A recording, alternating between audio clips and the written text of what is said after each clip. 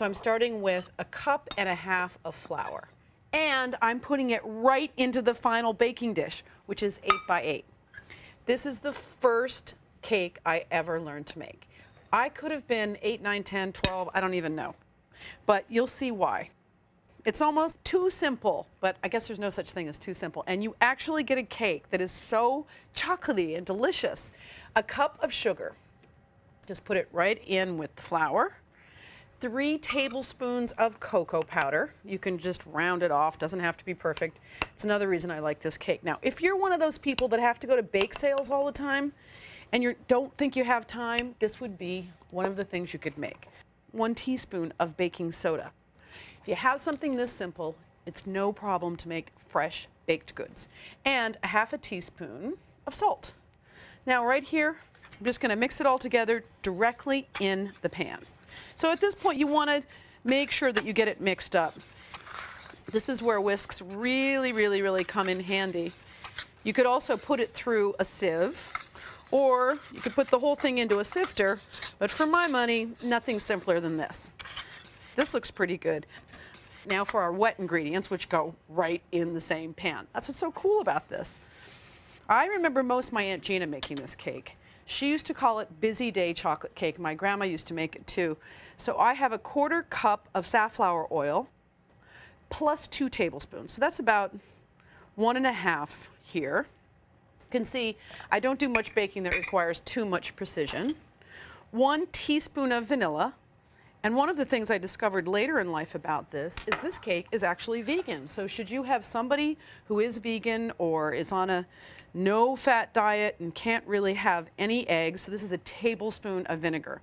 The vinegar is going to work with the baking soda to really puff this thing up without eggs. And then 1 cup of water. That's it, completely. So I'll just take my same whisk here and whisk around in here until I get it reasonably mixed together.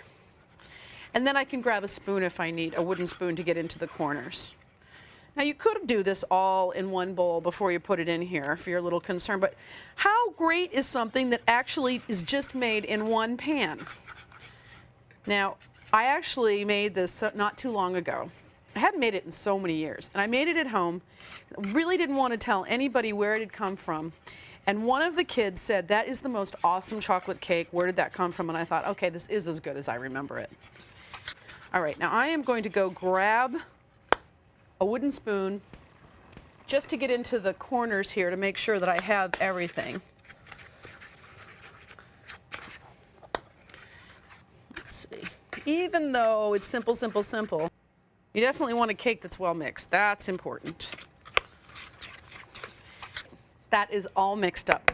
350 degrees in the oven for 35 to 40 minutes. Now I'm going to use about 1/2 pound of confectioner's sugar, and I am putting this one through a sieve just to get out all the lumps.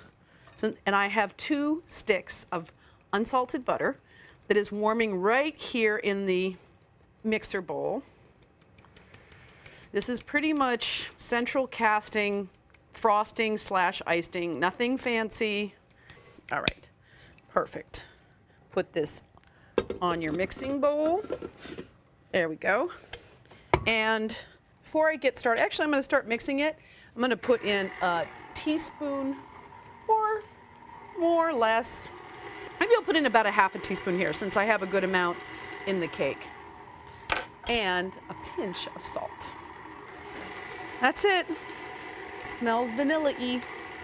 And just give this another little bit higher in speed. Your butter needs to be at room temperature because there's nothing else going in here, and that's what's going to whip it up. I'm going to ice this the way I did before I became a professional chef at like age 12, and that is right in the pan. Nothing wrong with that, folks.